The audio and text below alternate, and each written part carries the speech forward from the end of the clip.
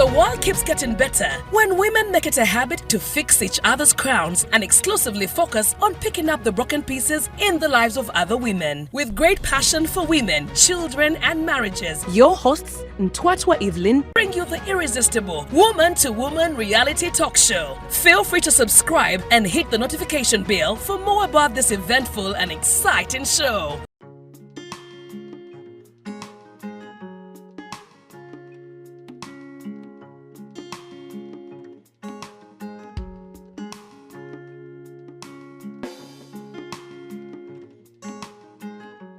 Hello and welcome back to Woman reality talk show, where we have a heart-to-heart embracing womanhood. My name is Evelyn Ntwatwa, and on our previous episode we had a mother that shared with us her journey of losing children. If you missed that episode, please head over to our channel and watch. Don't forget to share, because you never know who it could help.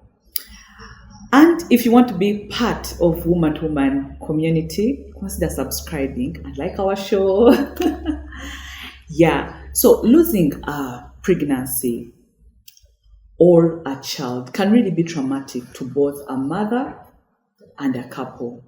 And the journey of healing may require someone to find a supportive community where they can find support, where they can find themselves again, where their hope can be renewed as they wait for a breakthrough. So joining me today is an amazing lady who is a founder and CEO of Vessel Is Me. She's going to share with us what Vessel Is Me is all about and what exactly they do. You are most welcome, Denise. Please introduce yourself to our viewers and let us know all about Vessel Is Me. Thank you, Evelyn. You're welcome. As she's already mentioned, my name is Denise Kekimuri. I am the founder and CEO of Vessel Is Me. Yeah. It is a foundation, a non-profit organization that offers psychosocial support to women and couples dealing with who have been touched by pregnancy loss and baby loss. This journey for me is it started in 2018. After experiencing my own losses and looking around, I'm not finding any help. And my mother used to say, if you can't find it, you be it. So that's how it came about. Okay. Yes. Actually, you mentioned something that is really important. I feel like in Africa here, we are trying now to embrace that when someone is going through a challenge, they need to seek help or they need to find counsel. We usually tend to think, or with time, they'll get over it. Or with time, things will be okay. So what really inspired you, Denise, to start the journey? This is not an inspiration. Hey, it's not an inspiration. No. What would Actually, I think I'm Jonah. I'm still running from this calling. So, like I said, 2017 January, I had an early pregnancy loss. Okay. So James was I had a daughter. My firstborn is turning 15 this year. I had her, I had her when I was 25. So after that, just taking time after that not to try and overcrowd my plate and just be the mother that I was. So at 34, 33, I decide me and my husband get married, and then let's try again. We have been waiting this long. So James came, I think, Jan 2017. So James was your second? Second. After your first? My first is Kayla. Okay. Then 7 weeks and 4 days later, I had a early miscarriage. They call it a missed abortion. Such a crazy name, but that's science. But I recently found a very nice one. It's called a silent abortion, because what happens is the radiographer normally says, I can't hear a heartbeat. Yes, like the fetus dies from inside. The fetus dies in and it doesn't immediately come out. So it's just silently there. It's until they identify that the heartbeat is not there. Yes, they cannot even call it a miscarriage. Yeah. So James came out, and my doctor at that time, I switched doctors because I was in so much denial. So my doctor at the time was like, you know what, after your next cycle, You can. I was like, huh? He said, yeah. And everybody who came to me was like, just get another one. So I was like, okay, this is the advice. Yeah. So I got ovulation sticks. What? Guys, it was too mechanical. But I can imagine. Yeah. We managed, and Ketangaza was conceived, I think, before Easter. So, and I was put on immediate bed rest. There was no overwork somehow. No, don't move. If you're moving to the loo and back. So, sorry to ask, like putting you on a rest, was it because of your last experience, like the previous experience? There was the previous. So the chances of you getting a miscarriage after a miscarriage is 40%. Okay. But depending on your age, at what age. So I was 34, 35. They call you high risk by that time. Yeah, so it's 40%. Below 20 and below is 20%. So age would be a factor. Yeah, age is a huge factor, and they don't tell us about it. It's like the best kept secret. But now we understand why our grandmothers had all those babies. I know, before even 20. Before even 20, now we get it. So, yeah, so I had, and I was on bed rest for the longest time until Christmas morning. My water broke. For Kayla, we didn't go through this trauma of water breaking. They set a date, and I went into the hospital. And how old was the pregnancy? So she was 8 months. So we had 1 more month. Now, the beauty of God is the most important thing is the last thing to develop. The most useless thing, which might not be useless, is your anus. That's the first one. Then the last one is your lungs. Yeah. Imagine that. So her lungs have not yet. I think that's the lungs the and the heart. As to why, like most babies, I hear when they are preterm, yes, they tend to cover them, like give them that kind of support so that they can grow their lungs. Yes. So it's the lungs and the heart. You know, the heart is hollow. It has to grow around to fill. That's why there are many babies who die of holes in hearts, because it's not sealed completely. Those are the lungs. Yeah. So she came out 2 days later, because my doctor was like, we have to give you the steroids and then open up her lungs to get used to what's coming. And she came out. She was fine. She was screaming. I didn't understand this thing about lungs until like 3 months later. In other words, she came out. Okay. She came out fine. In fact, that Asperger test that they do, she got 9 out of 10. And I just kept asking myself, what's the K1 point? What is that K1 point? Yeah, that is it was the lungs. So it's called RDS, it's respiratory distress syndrome. They're finding it hard to breathe. That's why babies, because air is punctured into the lungs. It's not like how we breathe. No, it's a force that comes in. So her lungs were not able to active. Yes.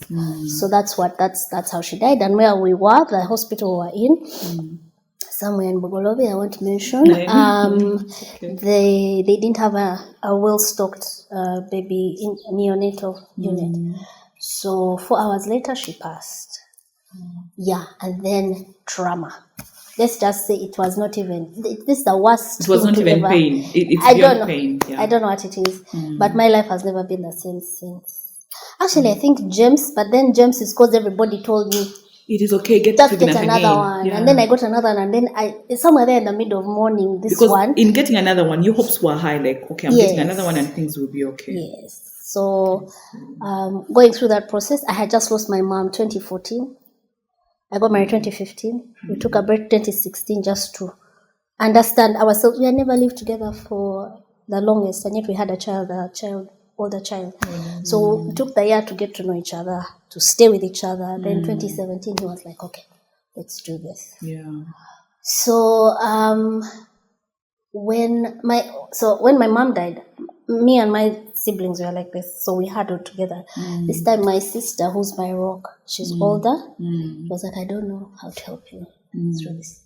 So I'm just going to make sure you are comfortable. Yeah. But these things of dealing with what I cannot even... I don't know what to do. Yeah. So she made sure I stayed with her. She made sure I was comfortable, all the foods that I liked, everything. People were coming to see me and all.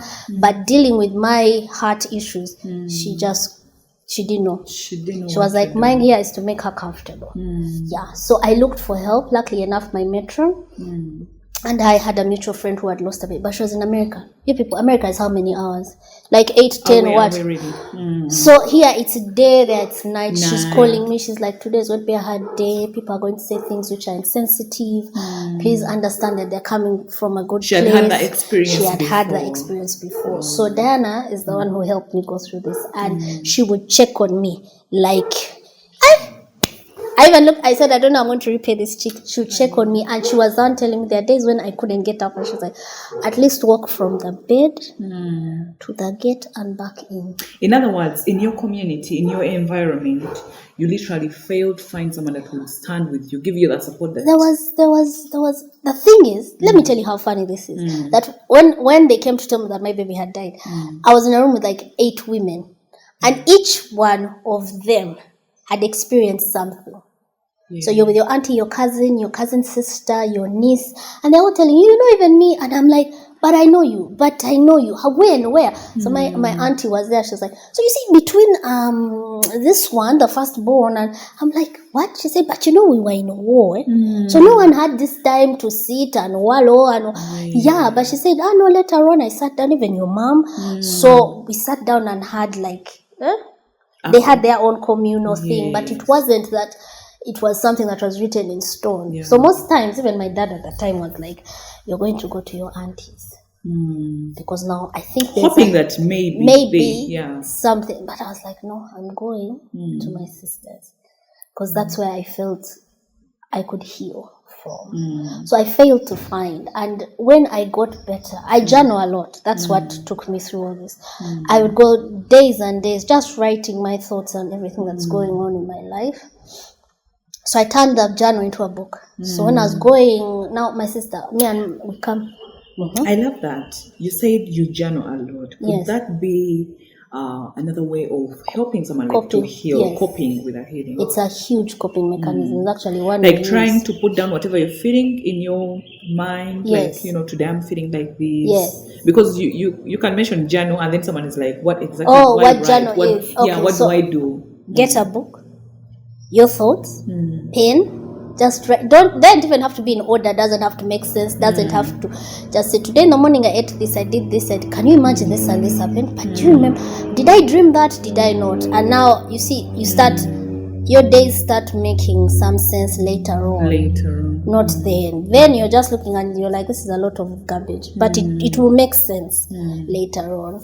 And it helped me process. Because there's a lot of there's more unanswered questions. That even the doctors didn't. They didn't have. By the time they told me RDS, I was like, guys, she was 8 months. We could have, all the things. We could have done something. But that's how those are the cards I was given, and now I had to deal with them. Because now the doctors, the guys have moved on to the next patient. So now, at what point did you feel like, okay, I think you said you've never gotten over it, but at what point did you feel like, okay, maybe I'm trying to become better and probably I can reach out to another woman and support them or help them? I'm also waiting for that time.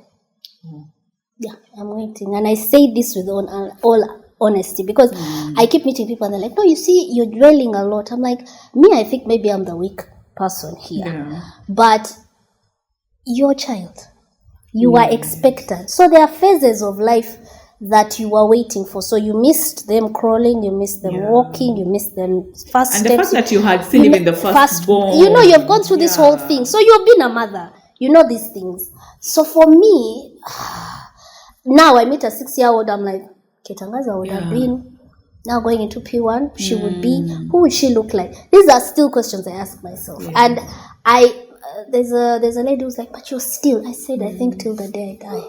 Because this is with me. It's with me. It's a question I ask myself. I'm not one to suppress my subconscious. It's going to wake up and say, so today, she would have been how old? Today she would have been how would have her laughter sounded? How So would she now have I'm been? imagining, like, in the time when you lost the second born, Yeah. and then people came up to be like, if you try for the third born, probably things will be okay. Did you have that same experience that someone came to you and is like, okay, count it a loss and try again? Did you have it? Like, did you ever Yeah, of think course. about it? Or There are guys up to now. There are people who are still like, you should just give Kayla another. I'm like, yeah, now I'm wiser. I went to science, I did my tests, I found out what the issue was. I will not fall into that bracket again. Yeah. So I think the thing that helped me, and I think it was under the organization, is I went for a fertility show in South Africa. Those guys are ahead of us. They're ahead of us by years, by the way. So one of the doctors had said, he said, one miscarriage is one too many. Like, by the time you have your first miscarriage, honestly, you shouldn't have a second one. There should be tests that should be done for you and your partner to find out what happened, to determine whether it's hormonal, whether it's chromosomal, whether it's, what is it? Is it genetic? What is it that we are missing? And now the challenge is that even the doctors sometimes tell us, I am not God. Yes. This is how far I can go, and the things that I cannot explain in my own the thing here, and it's the thing that we generally have, is which doctor are you seeing? Okay. If you're seeing a gynecologist and an OBGYN, why are you there? Those ones are for your uterus and the baby. Yes. Now, when you go into fertility, it is too specific. It's like when they take you to a heart surgeon. He's not going to start looking at your lungs and what. His thing is the heart. Yeah, he has studied the ventricles, the what, everything. He knows what goes there. Now you need a fertility So he should be specialist. able to find out where the problem is. That man looked at me. I went up to him to just say thank you. That means stage 3. No, he said level 3. My head, I was like, this South Africans, is this racism? What is this? He's like, no. You have a condition. Do you know? And I was like, what do you mean? He's like, come to my office. Free consultation. I was like, what? He's like, yeah, come. So I was there for a short time. So the conference was in 2 days. So I was like, I'm not here for a long time. He's like, before you enter the cab to go, come. So I added another day, and I went and we did tests, and I found out what I had. And then when I came back to my doctor, I was like, I have this. And he looked at me like, yeah. I said, he wasn't sure. Okay. So I looked for a fertility specialist, and then now I was given the treatment that I needed, which is what I'm on now. But it changed the trajectory also of the organization, because now when we see women, if you've had 1, 2, 3, there's a problem. There is something that we need to identify. Thank you. So, what is it? Wow. Yeah. So, when did you begin Vessel Is Me? So, it, like I said, it came out of my book. So, while I was going around talking about the book, I went on radio, TV, anywhere anyone could put me. And by the way, before maybe we go even deep into how you began Vessel Is Me, I'm so interested in how did you come up with the name Vessel Is Me? It's so catchy. Like, I love Vessel Is Me. I think it sounds. I am a vessel, use me. Use me as I am. Yeah. So that's where it comes from. And it's really broken English of vessel is Vessel me. Is Me. Yeah. I'm a vessel is me. Yeah. When I heard Vessel Is Me, it touched me. Like, yeah. I was like, I need to hear something about Vessel Is Me. What is Vessel Is Me? That's where it came from. It was one of those moments. Yeah, where you're reading the word and in that season, there's so much going on, but somehow God makes sense of it. And because Diana told me, she said, Kecho, now you have to pay it forward.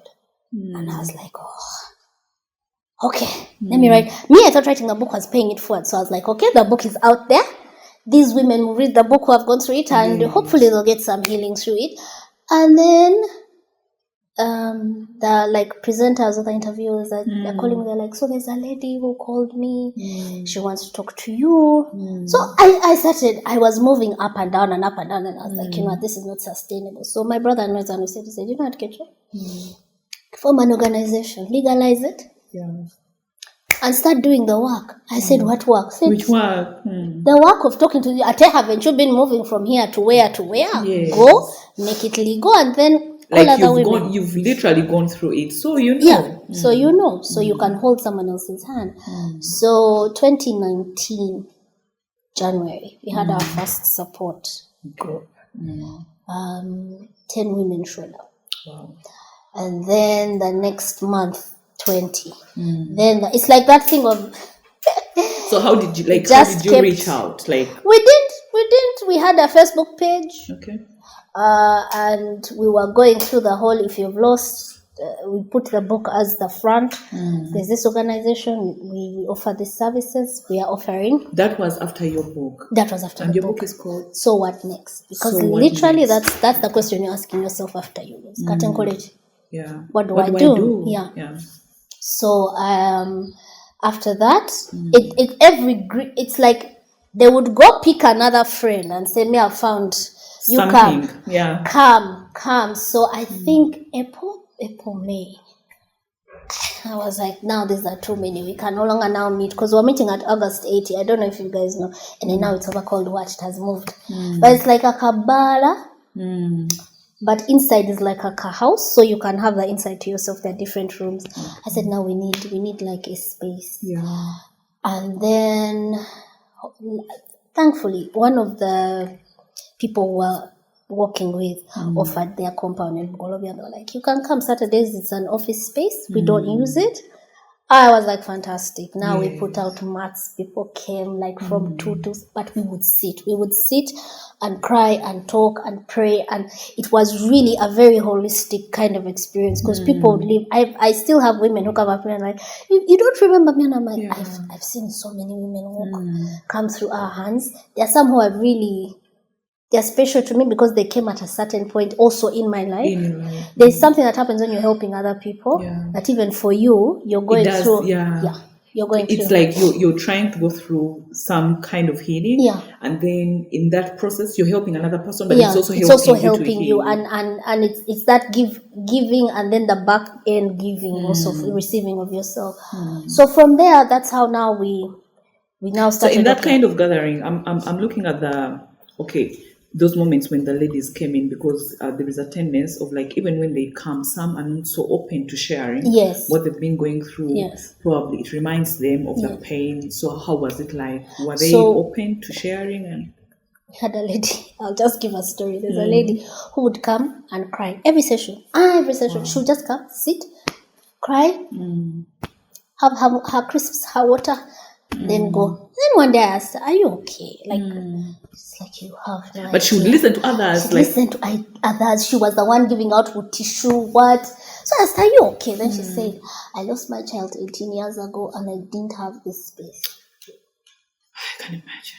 So I was like, 18 years? What? She's like, yeah. So I just come to listen. Because I feel like I'm also getting healing from hearing them and their stories. So people come for different reasons. There are those who there's a chick who came once, she dumped all her things there and went back, and then she wrote all about us. These guys, I went once, I'm now fine, I'm going to move on with my life. She got healed, like. I was like, what? She's like, yeah, she wrote a whole book, and she's now preaching. She's okay. Beauty to ashes. She's like, I'm fine. She didn't have any children. She didn't what, but somehow her trajectory in life she was going this way, and it just came back here. Like, this is not the end of the world. Wow. Yeah. So in other words, like, we all find healing very differently. I just feel like in support groups, there's no one way. The thing is just to show up. I always tell people, just showing up is already half of the work done. Now the ones who go on to talk and share, me, I'm just like, you are brave. You are very brave. So that's what we offer. It's just a safe space for them to come and just share their stories. So maybe I would love to know, like, what was your observation? Like, okay, just like you shared, when ladies could come, so what was their main problem? Because in offering support, also we need to identify, is this like emotional? Is this psychological? It's both, or they have deeply like things that they need to also find out about themselves. What was it like? What did you observe with, that's a good question. Especially for the women? It's a good question. So at first we focused so much on the women, but there was a lot of blame onto the men. So we had to pull in the men. So we had the men's only We called it Knights of the Round Table. And the men came. And meanwhile, the men, because men want solutions. So we had I love that. No, men want solutions. Yeah. They don't sit and cry with you. Yeah. It's not going to tell me what to do. No, tell me. So we had a psychologist present, we had a fertility specialist present, we had a reverend and a nutritionist. We had like 5 people present who could give them the solutions, the things that we had already identified that would be. And the men chased us. We are the organizers. We are all female. They chased us away from the gathering. They were like, go. And they sat under their tent and they talked. I think there were about 25 men who showed up. Out of those men, until now they all get each other's numbers. They tried to do a WhatsApp group. It didn't work. But everybody got their solutions at the point of. Wow. So I realized, okay, men will listen to other men. Yes. So I said, okay, we're going to now start pulling the men in, but they will go to a psychologist. Yes. So now we onboarded a clinical psychologist who's been with us since that gathering. And he now is our link to the psychological part of dealing with men and their emotions or lack of. And now the women, most times, we used to insist that they can go on different days. Now we open it because we realize a couple that grieves together stays together. Once each person goes into their own corners, the chances of meeting at a certain point are very low. Yeah, true. So from the word get-go, we are like kids, friends, left brain, right brain. That's how you're grieving. This one wants logic, the other one wants emotion. But we are all one. So in other words, your observation was like, in this kind of support, the men totally want something different. Yes. It has to do something with psychological, like deal with me psychologically. You need to give me information. Information. Chicks want a space to cry. Yeah. And a place where they can feel that they can hear other people's stories, where they are like, I'm not dying on my own. I'm not alone. Yes. I see. Men, on the other hand, if there was a way they could be alone, they're okay with it. Right? And so that those are the two differences and the observations. But ideally, it's just for them to find a way now to walk this grief journey together. And that's where we come in. Because there's too many underlying things. I'm not even going to lie to you. By the time they come to us, the things under, I'm just like, Mommy, I just want to pick one thing. Kubanga, you lost a child. That's the one. I don't know, Yet mother-in-law. I don't know who. I'm not there. I just want to pick. You lost? Okay. Now these other things. Yet there is a lot you need to start with so that you get to. Yes. And every couple has it. There's no non-unique. Every couple has it because everyone, you're dealing with two different individuals trying to become one. So would you consider that as one of the biggest challenges that you have? Yeah. No, actually, one of my biggest challenges is getting people to actually talk about the differences and the underlying things is now I know. Before, of course, in my first year, I was like, I'm not a couples therapist here. Yes. I don't know these things. Now I'm also in the things. Yes. I can't help you here.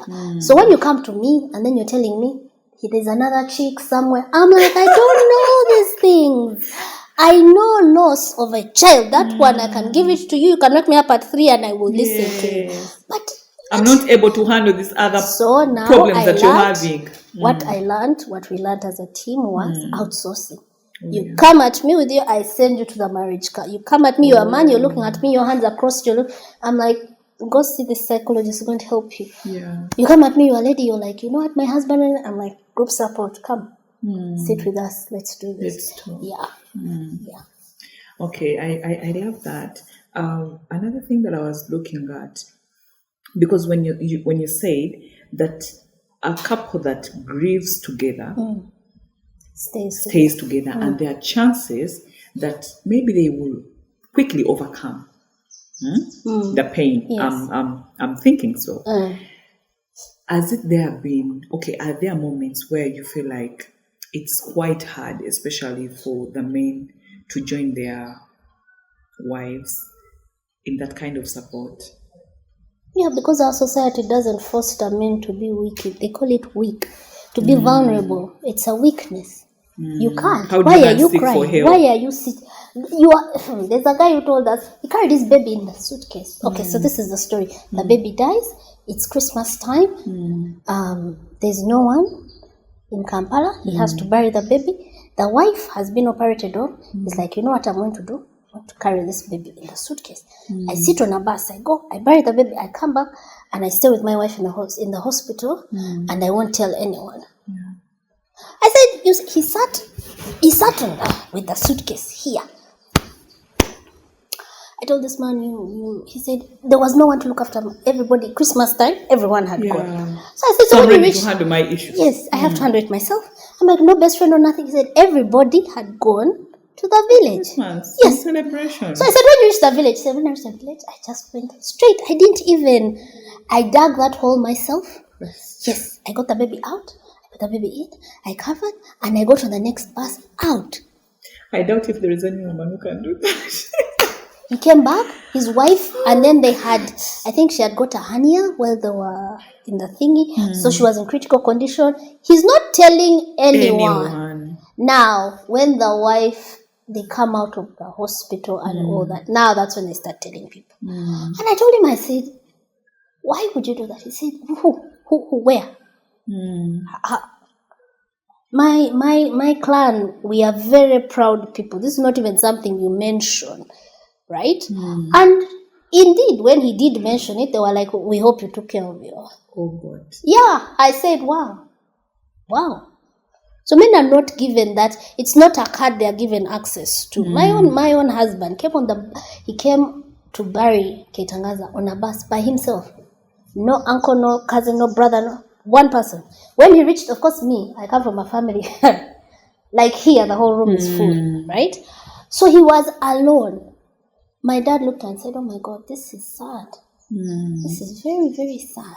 And my dad and my brothers were trying to be there for him, but that's not his safe space. He has other people, but they don't know how to show up. They don't know. So it was until we had that gathering of the men that the psychologist then told us, said, men don't have a language for grief. For this.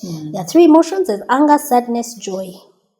That one they have mastered, they know it inside out. If you bring anything else, error. The head, error. That's how now they start self-destructing everywhere. And So men don't have that space. And I don't know whose calling it is. It's not mine. To set up for the men. Listen, even the one where I am, I'm running. So I don't know whose it's for, but whoever he is, Bambi. Kusaba, I'm begging you, get up. Try. Get up. I'm here. I'll hold your hand even halfway. I'll be here at the back, just pushing you. Because there are so many men out there who are hurting. There's a guy who came to us and said, Kecho, I was in the hospital and people passed me like this. Like I didn't exist. I was a ghost. The only thing they were giving me were bills. And I felt, it's like, do they know that even me, I was waiting? Yes. And it's so sad that we do it. And we do it naturally because we are thinking the mother. But also the father. Please, when you're calling to check up on the mother, ask him, how are you really? Can I take you for tea? Do you want to talk to someone? Here, go for a free session. Go and talk to this person. Until the challenge comes in when they don't accept. So until now, you've done your part. The thing is to put the seed. Also, I think we over. You try because you don't think for someone when you've not tried. Yeah, because you can't assume where I am. Even me, maybe I'm still there. I've prayed. I've said, God, send me a sign, and then you call and you're like, how are you? You're like, oh, finally somebody is caring about me. So we learned that now if the couple comes in as a unit, it's also easier for us to deal, because when you deal with one half, there's also the problem of the other half progressing, then and the other half is left regressing, and then they will hinder each other's Okay. So I wanted to get to know, are there some wins? Like, are there of course, like people will come and testify and be like, of course you mentioned one, one or two, but are there those how can I call them, like particular ones where you feel like, oh God, thank you, at least? No, there are many. There are many. So we call them rainbow moms. The ones who have the babies after pregnancy, after loss, those ones. There are many. There's a whole group of them. There's one in particular. She's recent. She had a baby in November. Last year, but she had gone and she was an anxious mom and she has OCD, and the whole time I was looking, I was like, I don't know how I'm going to help this child. I don't know. And then she'd call me, I'm in Kenya. You won't believe what happened to me. What happened? I was on a plane and then I saw blood and I'm like, oh God, not again. What happened? So when she was now going through she had lost 3, I think. She was going through this one. We were extra careful. I told her, I said, no, don't overwork, don't do what. And she finally had the baby. So for me, my wins are, hi Kecho, getting a WhatsApp, a picture of a baby, and then people saying thank you so much for holding my hand. For me, that's the win. Another win is Kecho. Today was a good day. That's powerful. Today was a good day. At least to have that one day where. Today was a good day. Kecho, today I visited my baby's grave. I laid flowers. I lit a candle. There's a mother who took a teddy bear. She sent me a picture of a teddy bear. They had finished the grave and she had planted some flowers around. And I was like, stop fearing death. It is there. Embrace it. And the job of angel moms, we call them angel moms, though that's not the correct term, but it's just comforting. Your duty is to keep the angel memory. moms when their baby passed on. Yes. Okay. Rainbow moms when they get a baby afterwards. Yes. All right. So angel moms and rainbow moms. Rainbow moms. Yes. Okay. So when your job as an angel mom is to keep the memory of your angel alive. Yeah. Your job as a rainbow mom is to raise the rainbow with the angel. Not to negate the angel. Angel is there, whichever way you look at it. Doesn't that bring some kind of guilt to moms, like assuming, okay, you lost your babies and then here you are, you've gotten another one. So I feel like sometimes you put the concentration on the one that is alive, and definitely you may not all the time be thinking about the one that you lost. And does that bring some bit of guilt? Should it actually bring that? It does. It brings a lot of guilt, anxiety, shame, even at a certain point. But the thing is about memory keeping is the more you keep memories. It's the same thing like when your parents died, you leave the picture up. It no longer, it's not a scary thing. In fact, you even get some comfort that it's there so much that when you pass, sometimes you will not remember. But then there are days where there are some crucial days, like their birthdays, the day when they were born, the day, let's say if they're different, let's say if their due date was in November, but they were born like in September. So now when the due date comes, you remember.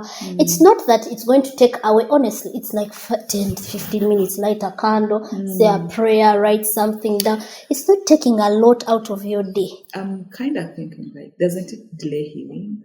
Not at all, and that is the problem that we had. So back in the day, the training that nurses had was to detach the mother from the baby. Completely, that's like as soon as it happens, don't hold, don't what. In fact, put her to sleep, sedate her, let her wake up, and then we just now. There are mothers there who are thinking they were mad. You get? They give them a whole story. No. What do you mean you were pregnant, Choka? You're looking, you're like, I had a child. Yes. Or they'll tell you your baby died, don't talk about it. Then they recently realized, this is even studies of 2008, that attachment is what breeds healing. So now they encourage you to hold your baby, take pictures of your baby, wash your baby, take footprints. Enjoy the journey. Yes. It's a tough journey, but it's also part of it. Because the thing what they had done before was life, death. It's a continuation, my friend. There's no, it's just that's where we're all going. That's where we're all going. So now you even have the person here with you. There are people, they die in ways they can't even be seen. So honor them, and that's the way we do it. So one of the things we do is memorabilia keeping. So like the babies who have been in NICU, the preterms, they have the name tag, the onesie they wore, we would frame it, or like the babies who died very early, the ultrasound, that last ultrasound, we frame it. Then we give it to you. It's your keepsake. You have it in your home, whether you want to set up a little altar or you'll have it somewhere. It's something that we do as Vessel is Me to help you build your memories. Because there are those people who genuinely are like, no. Me, I'm done. I'm finished. And then they're like, yeah. 5 years. Down the road. Oh. It comes back. And it comes with vengeance, like that thing of the demons. When they go, when they come 7. That one, yeah. And you're like, Bana, what happened? I don't know. You find her hysteria, what? And you're like, now we have to go back to the beginning. So let's start. Visit the grave, get the pictures, and if we had done it at the point of day, yes, your journey would have been so much easier. Wow. Yeah. Because I've always had really that fear of attachment, and I used to think like when someone is gone, let's count it loss. That person is gone, and when you keep attached to that, it's going to increase more pain. But I think it doesn't. I love the way you bring attachment helps healing, and it's something African culture they used to do. I don't know at what point it was eroded, but they had seasons they would mourn like a whole year of mourning. Then the whole carrying on the name, the Kenyans, your child in I think Kikuyu takes on your grandmother, your mom's name, so the name continues. You see, so there's things that we have eroded. Some actually organize even like more like we call them like prayers. Okay. Yes. Yeah. So that. In remembrance, and yet we don't have remembrance. We don't have in honor of services. We don't. We will have them for old people. Yeah. But you who lost your baby at like 8 months, they're looking at you like, nah, did you even? I'm like, no reason to. Okay, you people who are 80, we have photos, we have audio, we have everything. Yeah. But other than that, here I am. I have just questions. Listen. Yeah. I love when you say that in your organization, you have now learned to identify, like, okay, to separate and be like, this couple that has come in, they have underlying issues. Yeah. They have this, they have this, they have that. So we identify who is going to handle that. So I am interested in knowing what steps do you take, like when you're handling someone or a couple, what steps do you take? Do you start with, okay, tell us your story, what has happened in your maybe history or like what is the step? So most times, as we start with the story, because that's why you're here. You're here. You lost a baby or a pregnancy. What happened? So we start. Now, most times as they're talking, as people who have walked the journey, you just note, that here, this is the pain point, this is something that was missing. And most times they lack many things, like I didn't hold my baby, I didn't watch. So now we start trying to see can we fill this gap? If we can't, how do we help them to cross over? Now, most times couples already have issues. That one, you just need to know as you're going into it, there is a lot that is going to come out. This thing is a catalyst. Let me tell you, it brings everything to the top. Everything. If you think you are hiding things, this loss triggers so many emotions. All of them, you can find somebody telling you, oh, Mani, 5 years ago. You're like, 5 years ago. This happened last month. Why are we going to 5 years ago?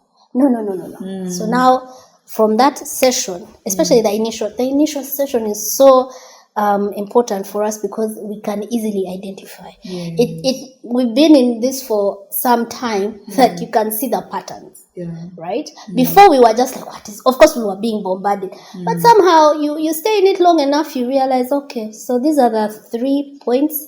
This is where the enemy is trying to come in. This is where science needs to come in. This is where now we are going spiritual. And then you identify who can help, and that's what we've done best. So there's a point where you also have like spiritual. Oh, my friend, hey, you have to intercede because at a certain point, these people are not even praying to God. They have reached a point where they're like, I've given up. I think God is punishing me. I don't know what I did. Maybe in another life, then you're like, no, okay. We shall pray for you. So now we do we have an intercessory group who keep praying for the mothers. And for us now, that's where the joy comes in when we hear so-and-so has given birth. They were on the prayer list. So-and-so is giving birth. So-and-so now, they are renewing their vows. They are doing what? You're like, yes. Because this is one of the things that the enemy uses to break families, right? It is so key. Like, I read a statistic in America, 84% of couples that go through pregnancy and infant loss don't make it. 84%. 1 in 4 women go through this. So you imagine how many women are seated there. Huh? It's a big number. It's a huge number. Yeah. So now we know what is coming for. So now we are trying to protect it. And God has given us that. Yes, He has. That is an amazing job. Wow. That is really an amazing job. And I don't know. So like, I don't know what to really say, but that's really encouraging because I have personally gone through some bit, but maybe not today. Because our time is off. But I love the fact that you encourage like the women and then the couples, to step out and embrace these pain, the failures, and then so I am thinking there are moments, just like you said, where people feel like they have given up, even on their spiritual journey. So what exactly do you do for someone who says, well, I have tried many times and I hope that really happens? Like, I have, like, maybe I've tried over 5 or 6 times and now I do not have any hope. I am stopping to try and I don't want to even think about it. What do you tell them? Like, how do you encourage them? You can't encourage such a person because it's their resolve. They have made it. But what we do, we even have one on our prayer team.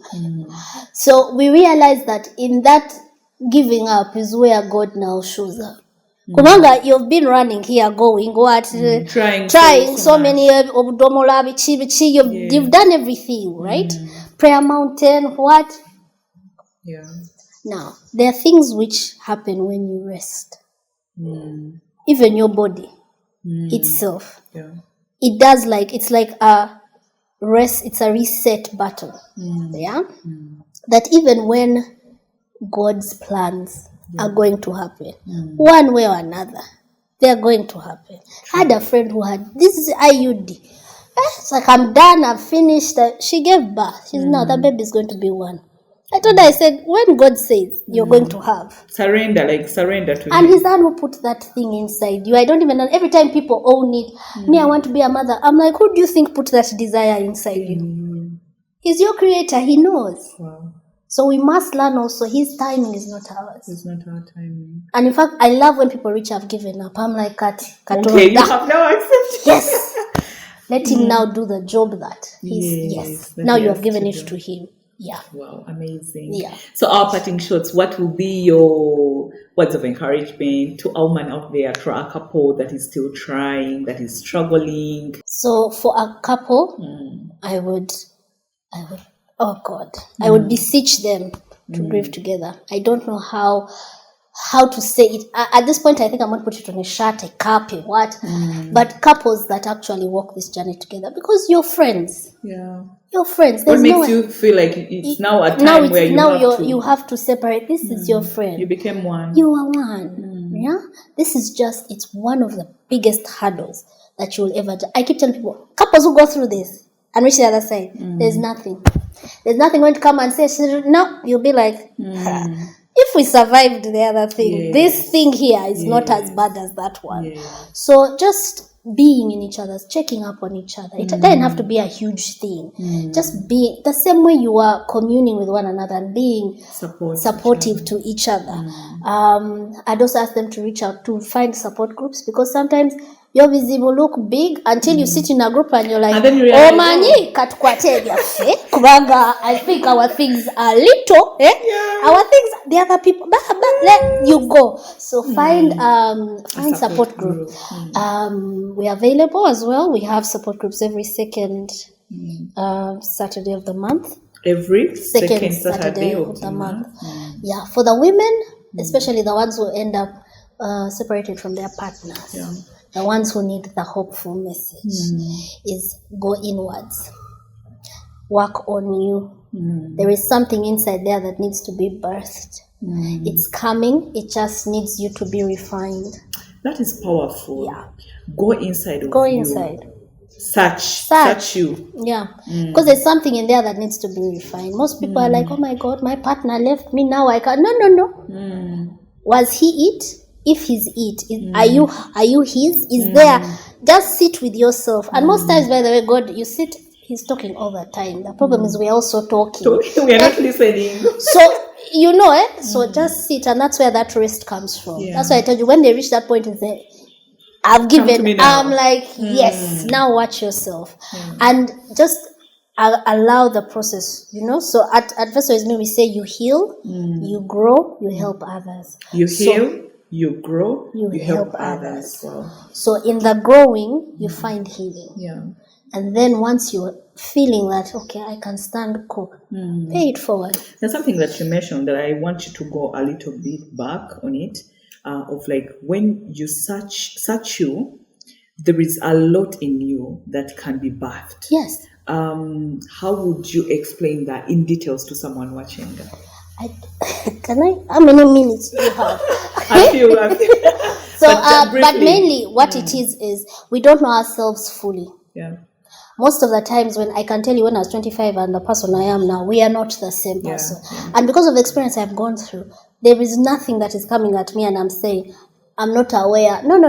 I have gone within. You have to, the subconscious mind is always active. I don't know how to tell people this, and people call it, okay, there's different soul. There are different things, but once you get in touch with that inner you, there are things you will settle for, there are things you will not, that you will know yourself through and through. That even when you're going to birth, even if it's a child or a project or something, maybe you will discover also your purpose inside there. And like I keep telling you, this thing, I run away from it. I keep running away from it, but it just keeps bringing me back. And I'm like, okay. So this year I said, okay, I'm going to sit in it and see where it takes me. Wow. So it's something that is, it's scary and exciting. You're like, can I? No. So, but just go inwards. So beautiful and amazing. Thank you so much, Denise. I would like you to share your contact and then the place where you usually meet. You said Saturday, second week? So every second Saturday. Every second Saturday? Yes. So share with us your contact and your book. You mentioned about the book that you wrote. Please share the name as well. So you can find us at vessoisme.org. We have a helpline as well. You can call. All the information is on there of how to get to us. My book is called So What Next. It's also on the website. But we also What Next? So What Next? Social media is Vessoisme, all Twitter, Instagram, Facebook. We would be happy to have you. Wow. Thank you so much. It was nice having you. Thank you. Thank you for sharing your message, your story out there. And I know it will impact a woman out there. And give hope to someone who is losing hope, and to a couple that has been struggling or losing the line. I hope you consider her message something that is really key, that will help you on the journey. Otherwise, I want to appreciate you, our viewers, for watching us.